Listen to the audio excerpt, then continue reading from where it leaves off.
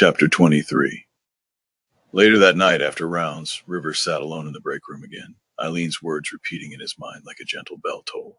Staying is a form of love.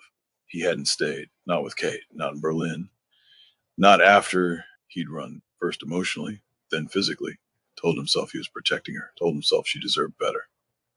But maybe what she needed wasn't a hero in a mask or a man with all the answers. Maybe she just needed him to stay, but he hadn't, and he hated himself for it. He reached into his satchel and pulled out his journal, the one Vera gave him for his residency, back when his hands still shook with ambition instead of fear. He flipped to a blank page and started writing. Not lyrics, not notes, just thoughts.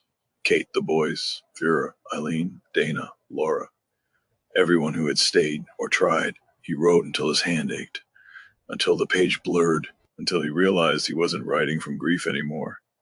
He was writing from remembrance, that maybe being broken didn't mean you couldn't still hold something, and maybe his hands, trembling, tired, tattooed, were still good enough to carry love. Before heading home, River stopped by Eileen's room one last time. She was awake, sipping weak tea from a paper cup, watching an old romance movie on mute. He knocked gently. "Mind if I say goodnight?" She smiled. "Only if you promise not to look so haunted. I'll try." He checked her vitals, adjusted the fourth. She watched him like she was watching someone figure out how to be human again. "You remind me of my Thomas," she said softly. He just sat like that, all slumped shoulders and quiet pain. "You know what I told him?" "What?" She reached for his hand again. "You can't pour from an empty cup, and yours is bone dry, darling." Rivers smiled, just barely. "I've made a lot of mistakes," he admitted. "We all do." She touched his knuckles. "But you showed up. You helped me breathe again. That matters." He felt something catch in his chest. Not pain exactly, but the soft twinge of something like hope. When he finally left the ward, the moon was full and low. He didn't put his mask on that night. Not literally, not metaphorically. River arrived home just past midnight. The hollow lantern was quiet, save for the creak of the floorboards beneath Dana's soft steps in the kitchen. Something was simmering, lavender and thyme maybe, and the air was warmer than usual, thick with something unfamiliar. But it wasn't the soup that tightened his skin. It was the perfume, barely there. Sweet, floral, expensive, faintly melancholic. His mind couldn't place it, not fully, but it stirred something deep. A hallway, a laugh, a pillowcase that still smelled like her days after she left. Dana turned when he entered. Her hands were dusted in flour, her eyes too casual. "Hey," she said, almost too bright. "You look wrecked." "I am," he replied flatly. "Rough night." Dana greeted him with a question in her eyes. He only said, "I'm all right." And this time he meant it. She nodded once, then turned back to the stove. "Soup's on the counter if you want it. I've got extra. Help yourself before bed." River narrowed his eyes slightly. "You all right?" "Of course." Her back stayed to him. "You." He didn't press. Something was off. He knew her too well not to notice, but he was too tired to tug on the thread. He mumbled a thanks, skipped the soup, and trudged up the stairs. The old wood groaned beneath his steps. As always, the hallway was dim. A draft slipped under the window pane at the end, and he shivered. When he reached the spare room, he paused just inside the door. The room smelled different. Not wrong, just changed. The citrus lavender scent of Dana's detergent had been replaced by something softer, feminine, familiar. Still, his limbs were leaden. He set his bag down, peeled his coat from his shoulders, and crossed to the small dresser in the corner. On it sat the velvet mask. It hadn't moved, but something in him had. He picked it up. It was lighter than it felt. The synthetic lining still held his scent, his sweat, his secrets. He turned it over in his hands, ran his thumb over the smooth edge, then the strap that had once bitten into the side of his face. This mask had held the parts of him he didn't trust the world to love, the parts he thought no one could handle. But as he stared at it now, all he could think was, as long as I'm this, I'm never fully him. River let out a breath. One long, broken exhale. Set the mask down gently, not like a threat, like a relic. Then he stripped the rest of his clothes, pulled on just a clean pair of boxers, and disappeared into the hallway shower. The water hit his shoulders like warmth from another life. River stood motionless under the spray, hands braced against the tiled wall, his forehead resting between them. The cheap shower head whined in protest above him, sending out pulses of heat that loosened the ache in his muscles, but not the heaviness in his chest. Steam filled the cramped space quickly, fogging the mirror across from the curtain and swallowing the world outside. He closed his eyes. It had been days since he'd really slept, weeks since he'd let himself feel anything without a guitar between him and the world. That woman from the hospital, Eileen, still lingered in his thoughts. Her hands, her voice, her certainty. You can't pour from an empty cup, darling. River turned, letting the water hit his back now. It ran over the old scar above his hip, the faded tattoo on his ribs.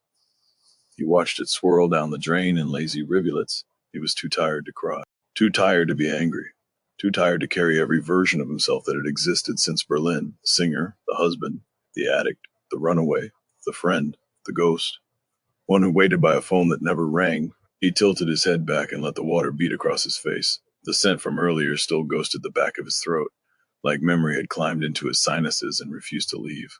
Sweet, familiar, not quite present, but not gone. Kate. His mouth barely formed her name. He whispered it like a tile confession, then forced himself to turn off the water before the pipes groaned. He stepped out, dried off slowly, pulled a towel over his face to chase away the chill. His reflection looked like a man trying to come home to himself, not succeeding, not failing, just trying. He padded back to the room barefoot, the towel wrapped low around his hips, the floor creaking softly beneath him. The house was still. He didn't hear Dana, didn't hear the radio in the kitchen, didn't even register the door to the spare room being slightly ajar. He just walked in, dropped the towel to the floor, and pulled on a pair of black boxer briefs from the top drawer. Then he crossed to the bed in the dark. His sheets were cooler than usual. The air was too still, but his body was too tired to care. He sank into the mattress with a sigh and tucked the blanket over himself. Only then, did his hand brush against something not cotton, not a pillow, not empty, warm, breathing, familiar. River froze. His breath caught like a thread snagged on glass.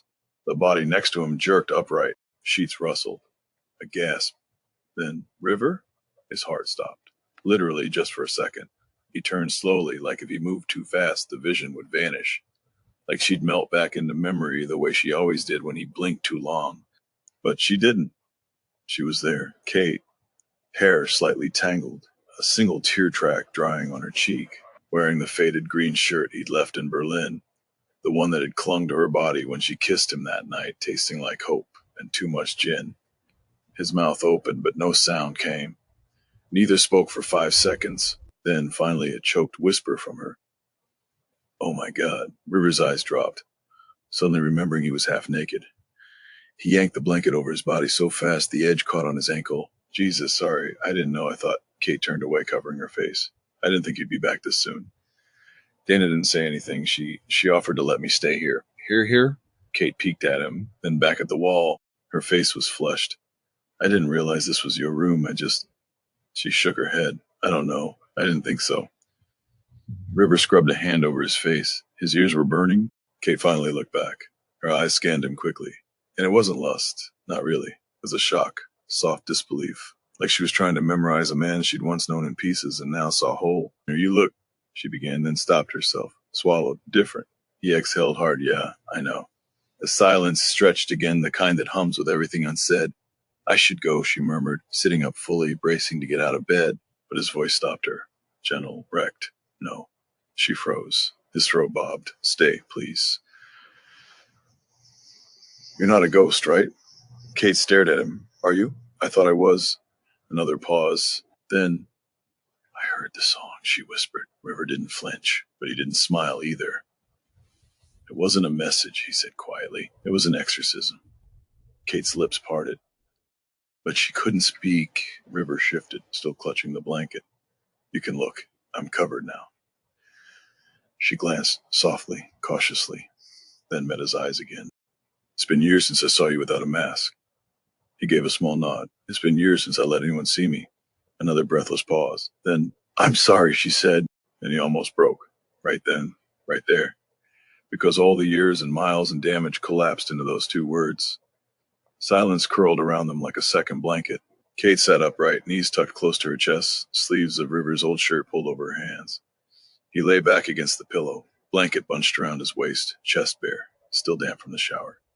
His eyes never met hers. Neither reached for the other. Neither dared. So, Kate began, her voice barely above a whisper. River gave her a crooked, tired smile. We've never been good at beginnings. She looked at him, really looked, and felt the ache of recognition settle deep in her chest.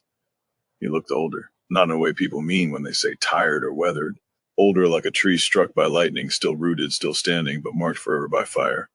I didn't think I'd actually see you again, she murmured. I didn't think you wanted to, he said softly. Kate swallowed. I didn't know what I wanted. He turned his head then, faced her fully. Why'd you come? She didn't answer at first, because the truth was ugly and tangled and didn't dress itself in simple words, because it had taken her years to untangle a moment she'd spent only one night creating. I saw the song, she finally said, and the fake video, and the photo. Something snapped. River's jaw tensed. Ireland? She staged it, didn't she? He nodded once. I knew it wasn't you, Kate whispered. The wrist tattoo was wrong, and he didn't have your voice, or your eyes, or the way you soften when you say my name. River said nothing. He didn't need to. Kate looked down at the blanket. So I wrote you a mean email. He gave a breath of something like a laugh. You've written a few. I wanted to hurt you, but I couldn't do it. Because I knew you'd see through it. You always do. He looked at her then, really looked. Berlin, he said quietly. She winced. I left you, she said. I pushed you out of my bed and out the door like you were some stranger. And you weren't. River didn't reply. His hands were clenched under the blanket. Kate kept going, because if she didn't say it now, she never would. You told me the truth about the pills. I knew you weren't high. I knew you were clean, but I panicked. I saw the version of myself that was still broken, and I projected it onto you. He finally spoke, quiet, careful. You told me to go. I know, she said, voice cracking. And I hated myself the moment I did. River looked at the ceiling. I waited outside for an hour. I walked to the station and back twice. Kate covered her mouth, her eyes filled. I was drunk, she whispered. I cried for hours. Paula had to put me to bed. I watched you kiss someone else. She blinked, stunned. You saw? He nodded. I was halfway down the block. I turned around. I was going to try again. Kate looked like she'd been slapped. It didn't mean anything. I know, he said. That's why it hurts. She put her head in her hands. I thought if I showed you I didn't care, maybe I could make it true. River reached across the space between them, not to touch, but just to be closer. I never stopped, he said softly. Kate looked up. Stopped what? Loving you. I didn't need you to be perfect, she whispered. I know, he said, but I didn't know how to not hate myself. Not yet. Another pause. This one is quieter. He turned toward her then, looked her in the eye. They both smiled, small broken things, like they'd just confessed to a crime they both committed. The clock ticked softly in the hallway. Neither moved, until River said, Do you remember the station? Kate let out a breath.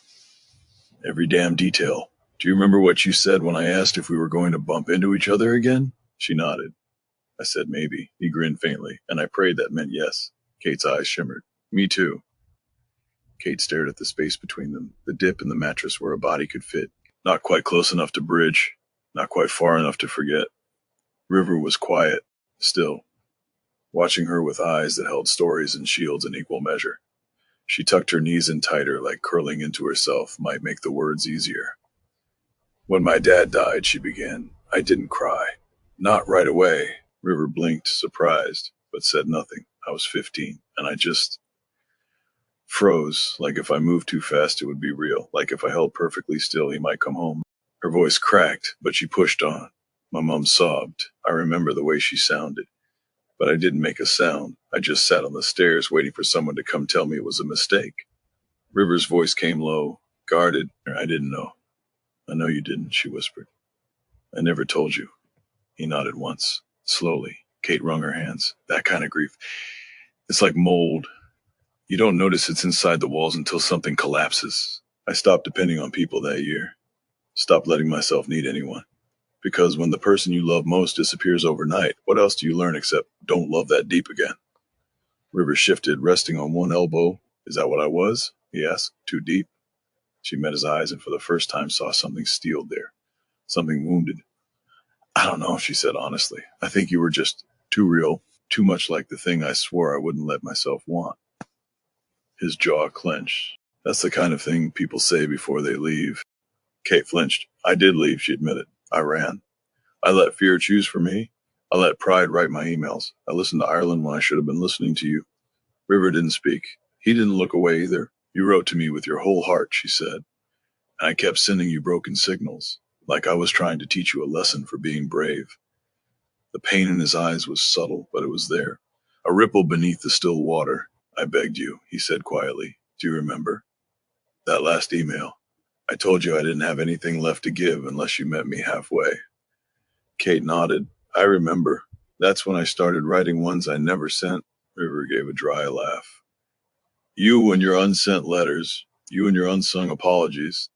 That got a twitch at the corner of his mouth. Not a smile exactly, but the memory of one. They sat in silence for a moment. Then Kate whispered, I'm scared I can't be what you need. River's eyes didn't soften. That's not your decision to make for me. I know. But if I break you more, you've already broken me, he said, and the bluntness of it was both cruel and clean. And I still came back. Kate's breath hitched. He wasn't saying it to punish her. He was just being honest, and it was worse. More truthful than any apology, more cutting than any song. The room was quiet but charged. Like the moment just before thunder, Kate sat with her legs drawn to her chest, River still leaning against the headboard, a blanket draped over his waist. Neither of them had moved for a while, afraid too much motion might collapse the fragile stillness between them. Kate glanced at him, then back down at her knees. Her voice, when it came, was barely there. I never asked, she said. River looked over. Asked what? That day? The station. Why were you there? His breath caught. I always told myself it was a coincidence, she went on, her eyes tracing some invisible pattern in the blanket. But it wasn't, was it? River stared at her for a long time. When he finally spoke, his voice was quiet. Not fragile, just deeply lived in. No, it wasn't. Kate's pulse stumbled. Then why? He exhaled slowly, closed his eyes. I went to the station to kill myself. The words landed like a drop match. No shouting, no dramatics. Just ignition. Kate froze. I packed a bag, left my phone, wrote a note, he said calmly, like it had happened to someone else. I'd picked the train, knew the time. I thought I was doing everyone a favor. Her heart dropped into her stomach. River. And then you tripped. His eyes opened, glassy but dry. You stumbled right in front of me. Out of nowhere. Your shoe caught the edge of the platform and you fell against me like fate forgot the script. Kate remembered. God, she remembered. And you laughed, he whispered. You laughed like the world hadn't just collapsed. Like it still had music. Kate covered her mouth. She could still hear her own laughter, high, breathless surprise, echoing in that fluorescent lit station. You looked at me like I wasn't invisible, he said, like I wasn't already halfway gone, and it pulled me back. That second, that sound. You. Kate couldn't hold back the tears. I just thought, we were meant to meet, she choked. I didn't know. I know you didn't, River said gently. You didn't have to know. You just had to be there. She reached out, fingers trembling, and laid her hand over his where it rested on the bed. You were 17, so were you. Her voice cracked. You were trying to disappear. And you made me visible. They sat in the thick weight of it, in the miracle of it, the horror, the tenderness. Kate blinked through tears. How did I not know? River's smile was small and sad. I got good at hiding it. You got good at running from it. She flinched. I pushed you away so many times, she whispered, and I kept coming back. Why? He met her eyes then, and it was like looking into a mirror that remembered her better than she remembered herself. Because I decided to live for something the moment I caught you, he said, and I've been chasing that reason ever since. Kate's breath hitched. And what if I can't be that reason anymore? River looked away. That's the most painful part. I'm still hoping you are. I thought you were protecting me, she said after a long stretch of silence. That night, at the station, River blinked slowly. I was. Kate's eyes met his. So you saw him? The guy in the trench coat? River nodded. Yeah. He was tailing you through the turnstiles. Keep glancing at your skirt. I was watching him more than I was watching you. Her stomach twisted. You didn't even know me. I didn't need to. You looked scared. That was enough. She let out a breath. And then I tripped. He smiled faintly. Right into me. Like fate gave you a detour. Kate stared at him, blinking fast. I thought you saved me. River's voice was low. You did. She hesitated. We never talked about that night. Not really. You always made it sound like I swooped in and changed your life, he murmured. But you were the one who saved mine. Just by being there. Just by laughing. Kate looked down at their hands, her thumb brushing his knuckle. And then we just became us. We did. They had been everything to each other back then. Summer mornings in the park, sharing cheap takeaway in his room, reading each other poems at 2 a.m. like it was the most natural thing in the world. Until it ended, You told me you were leaving, Kate whispered, like it was nothing. You didn't ask me to wait. I didn't think I had the right. Kate's voice cracked. I would have. He looked away. I was 17, Kate, he said softly, and I was leaving behind the first thing that had ever made me feel like I was worth staying for. Her chest ached. I didn't want to say goodbye, he added, so I didn't. I just left. You never wrote. I couldn't. Every letter I started sounded like a eulogy. Kate was quite a moment. Why didn't you come back? River looked at her then. Really looked. I did. Berlin, years later. A voice across a crowded room. The second miracle. And I blew it, Kate whispered. I don't blame you, but I do. She reached for his hand again, holding it tighter this time. River's jaw clenched, but his eyes stayed soft. You were scared. So were you. Yeah, he said, but I loved you anyway. Kate's throat tightened. Do you still?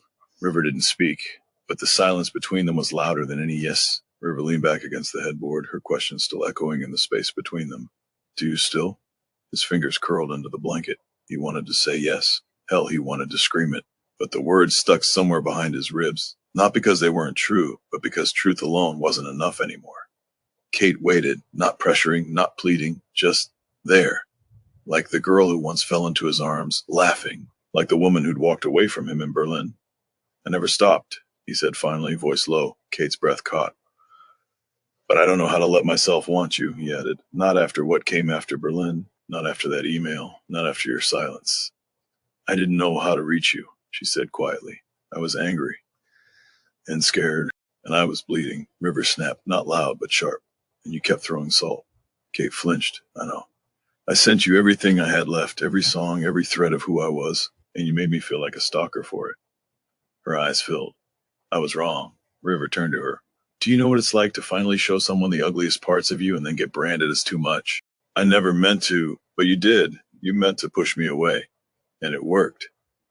She looked down, ashamed. He softened, but only a little. I don't hate you, he said, but I'm tired of loving people who keep leaving. Kate's voice cracked. I never stopped loving you either. Then why did you send those messages? The ones that made me feel like I was poisonous?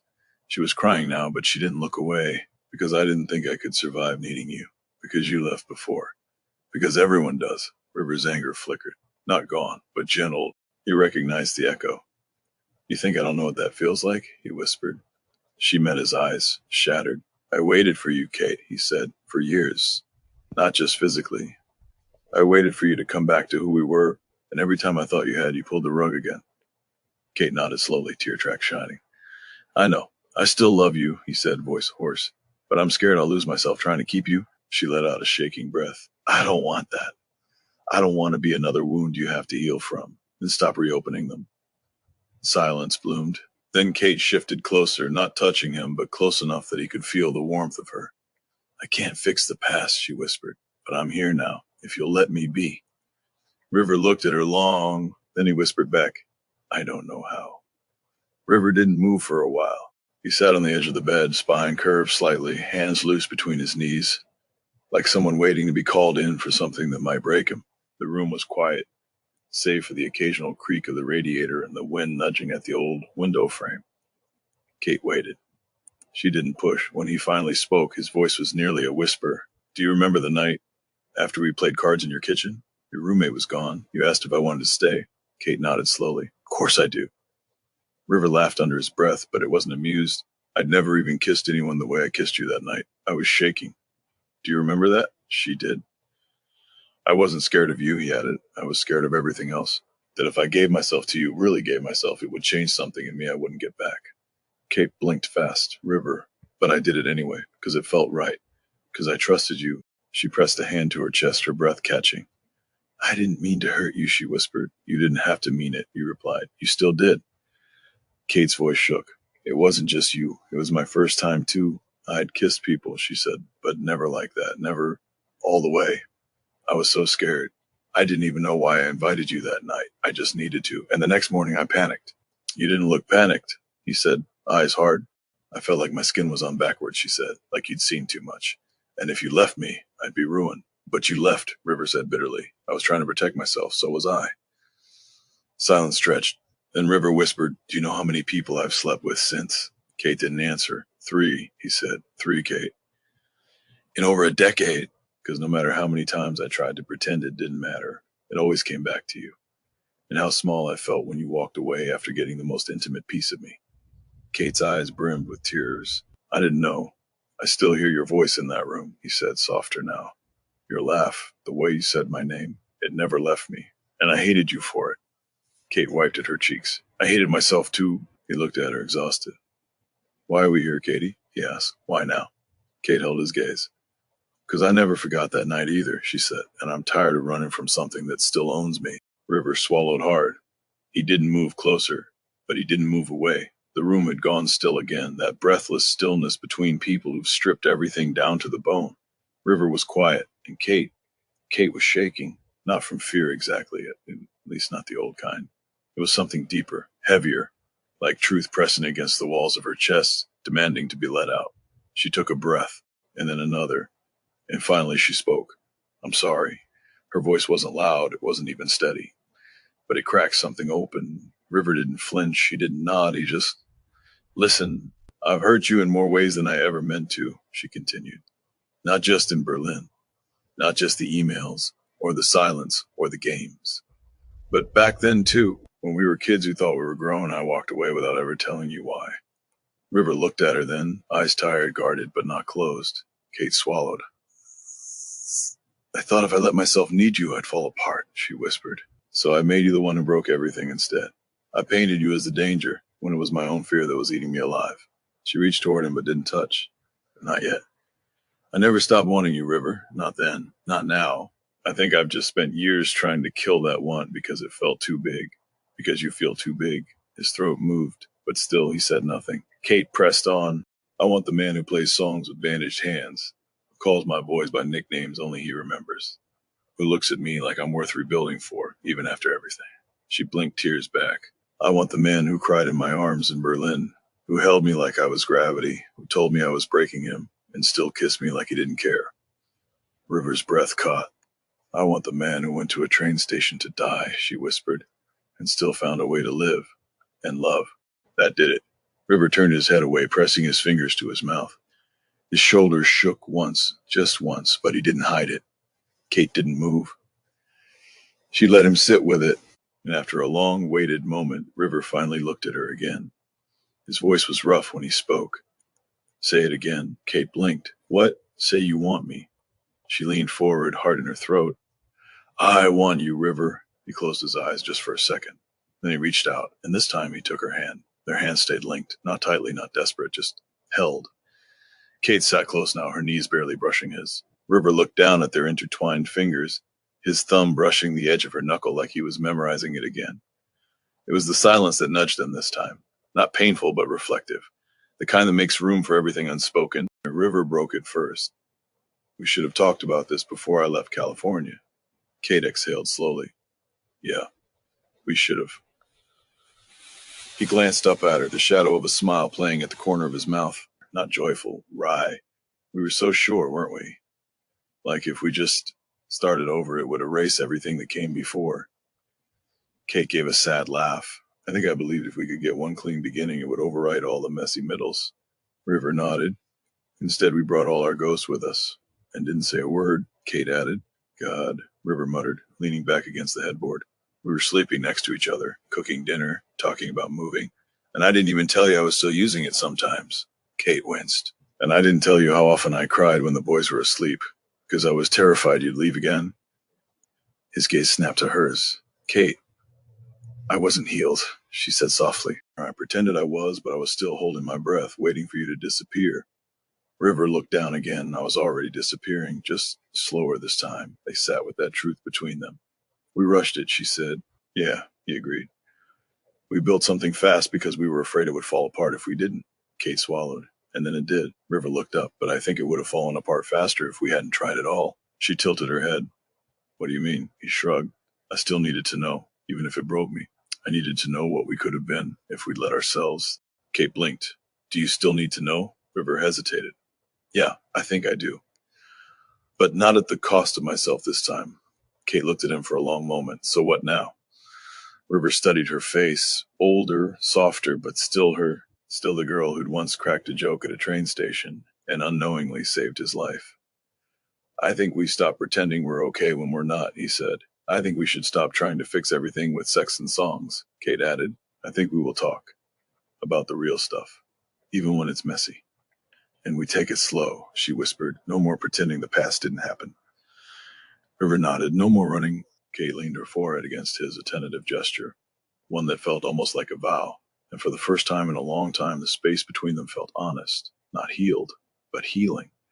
There was something in the way she looked at him now, like she wasn't trying to read him, just see him. River leaned in, slowly. So slow it felt like time had parted just to let this moment breathe. His lips brushed hers. It wasn't hungry, not yet. It was reverent. A question, not a demand. And Kate answered with her mouth, not with words, but with the soft exhale that slipped from her chest like something unshackled. Her fingers found the side of his neck, his pulse fluttering beneath her touch like the beat of an old familiar song. He deepened the kiss, not with urgency, but with certainty. Like kissing her wasn't a choice, it was gravity. Their breasts tangled, their bodies leaned. She shifted just slightly, and he followed, his hand skimming the hem of her shirt like it was sacred. When his fingers met skin, he paused. You sure? He asked, his voice rough, eyes still locked on hers. She nodded, but more than that. She moved. She guided his hand. She pulled him closer. She kissed him like a promise she never got to keep the first time. River kissed her back like he was remembering how to breathe. The room dimmed into something almost holy. The moonlight cut through the curtain just enough to outline the curves of her shoulder, the shadow of his jaw, the way their bodies curved instinctively to meet one another. Clothes fell away in silence, not frantic, careful, like memory and muscle were working together. River's touch was soft but not shy. It was curious, like he was tracing her body to remap all the places time and pain had erased. Kate's breath hitched as he mouthed the line along her collarbone, then lower. She whispered his name like it wasn't just a name, but a place she hadn't been in years. His hands moved with purpose, not practiced, but intimate. His mouth followed the rhythm of her heartbeat. She arched into him when his thumb grazed over the center of her breath catching, her fingers threading into his hair. God, she gasped. I forgot how much it hurts to want like this. He kissed the space just beneath her ribs. Don't forget again. They met in the middle, again and again. Her legs wrapped around his hips, his forehead pressed to hers. When he slid into her, the noise she made was soft, but stunned, like something deep inside her had been waiting, clenched, and now it had room again. They moved slowly, rocking, breathing, whispering things neither would remember in the morning, but both would carry like scripture. It was sex, yes, but it was also a reclamation of trust, of time, of that night so long ago when they'd been skin on skin but hearts locked shut. Now, they were open, raw. His voice cracked when he said her name. She answered by pulling him deeper. They came undone together, not like fireworks, but like water spilling past a dam, quiet, inevitable, whole. And when it was over, he didn't move away. He stayed inside her, chest against chest, hand on her cheek, eyes still full of something breaking open. You're still the only place I ever felt safe, he whispered. Kate kissed his shoulder. Then stay. And this time, he did. The floor creaked as River went upstairs to shower. Kate heard the bathroom door close, then the soft rush of water through the pipes, and her whole body finally exhaled. She didn't even realize how much tension she'd been holding until that moment. Dana refilled the kettle. Neither spoke right away. The morning light through the lace curtains painted the kitchen in streaks of gold and shadow, softening everything, even the ache sitting between Kate's ribs. Dana pulled out a second tea bag, gesturing toward the same spot where Kate had sat hours before. Sit. You look like someone who just walked out of a war zone. Kate dropped into the chair. She didn't argue. Dana placed the kettle on the stove and turned the flame up. Then, as she moved around the kitchen, she glanced at Kate. He's changed since Berlin. Kate nodded slowly. He has. But some of it's still the same. The hurt? Kate let out a shaky laugh. Yeah, that.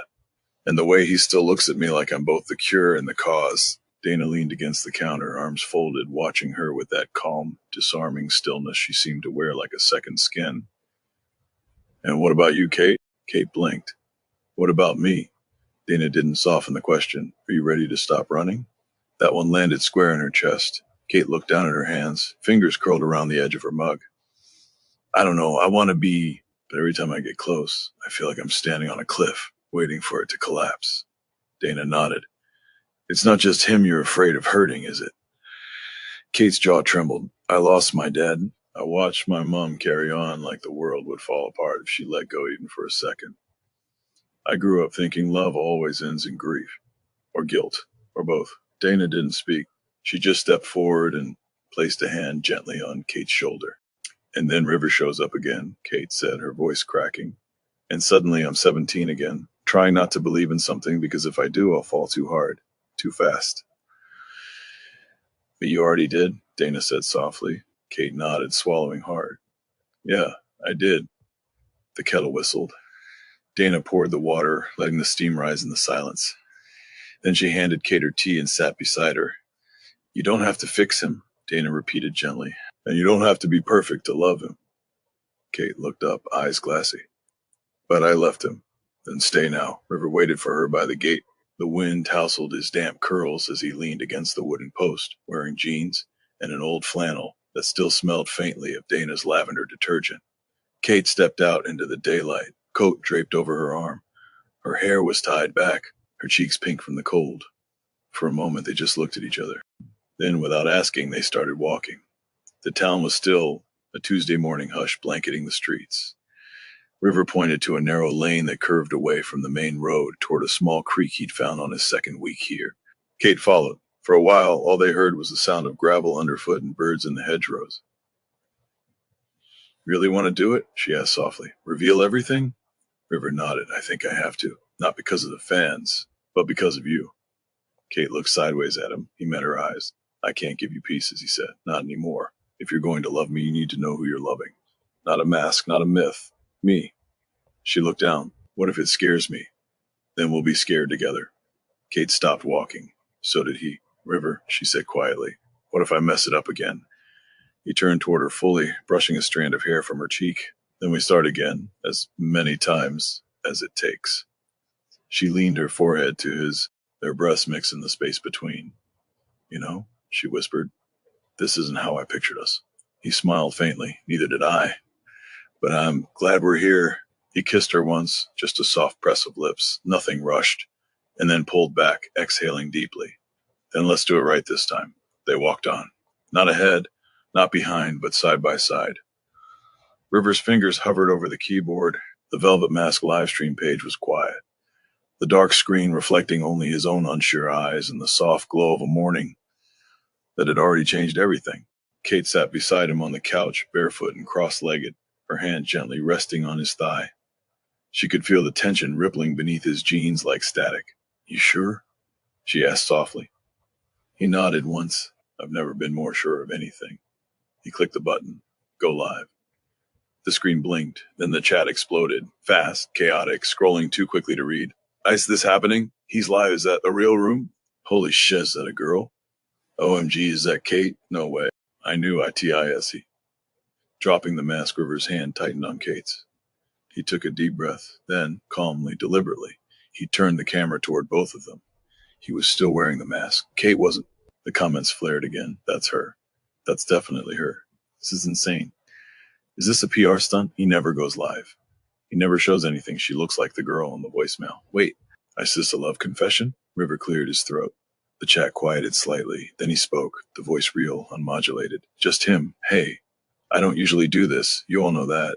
I spent the last few years hiding behind filters, behind names, behind music. He paused. Kate squeezed his hand. I started the Velvet Mask because I needed a way to feel something without being seen. I didn't know how to exist in a world that looked at me and only saw pain or failure or the kind of brokenness that people run from. His voice didn't shake, but his chest rose with each breath like he was holding up the whole sky. But this, he turned slightly toward Kate. This is Kate. She's not just someone I love. She's the reason I'm still here. Kate blinked rapidly, her heart thudding in her throat. She's the voice you heard at the beginning of the last song. She's the one behind almost every lyric I've ever written. Even the ones that hurt. Kate's breath caught. River looked back at the screen. I've made mistakes. I've lied to survive. I've run when I should have stayed, but I'm done hiding. And with that, slowly, with no dramatics, he reached up and unhooked the mask, pulled it off, laid it gently on the table beside him, his face, fully visible, pale skin, the curve of his mouth, the scar near his hairline, curly dark hair messy from his hands. And those unmistakable eyes, tired, raw, real. The chat exploded again. Oh my God, I tease him. Recognize him from that clip months ago. He's beautiful. He looks so sad. Why do I feel like crying? She's crying too. They love each other. This I say RT. I'm River, he said, and I'm not afraid to be known anymore. He looked down for a moment, then added, quieter, not as long as she's beside me. Kate reached for the mouse, hand trembling, and clicked the end stream. The screen went black. The silence that followed wasn't heavy. It was holy. She turned to him, touched his cheek, and said, voice thick, you did it. River looked at her like she just pulled him from the bottom of the ocean. No, he whispered, we did. Then he pulled her into his arms and held her like a promise finally kept. The laptop screen went black. No buzzing notifications, no flickering live stream, no trolls, no guesses, no hiding, just the two of them. River let out a breath that felt like it came from somewhere deeper than lungs, like it had been trapped inside him since Berlin, since the hospital, since California, since 17. Kate sat beside him in silence, her palm still warm on his thigh. Her other hand reached across, brushing a damp curl off his forehead. You okay? She whispered. River didn't answer immediately. Instead, he stood, not suddenly, gently, like he was rising from prayer. Then he walked to the small shelf by the far wall, picked up the velvet mask, and looked at it one last time. It felt lighter now, like it had lost its power, like a skin he no longer needed. He flipped it in his hands. You know, he said softly, I thought I'd feel panic, like I just detonated my entire world. Kate waited. But I don't, he continued. I feel tired and like I can breathe again. She crossed the room and wrapped her arms around his waist, pressing her forehead against his shoulder. I've always seen you, she murmured, even with the mask. He turned toward her and rested his chin on her head. I know. That's what scared me. A quiet laugh, a softer silence. Then, gently, Kate tilted her face up. What now? River pulled back just enough to meet her eyes. We go home, together, and we figured it out. Kate smiled. A real one this time. No masks, no armor, just warmth. You mean Scotland? She asked. I mean wherever you are, he said. They didn't kiss again right away. They just stood there, forehead to forehead, breathing each other in, letting the quiet settle around them like snowfall. Somewhere outside, the wind rustled the trees. A bird cried. A car passed slowly down the lane. And for the first time in a very long time, River didn't flinch at the sound. He was home,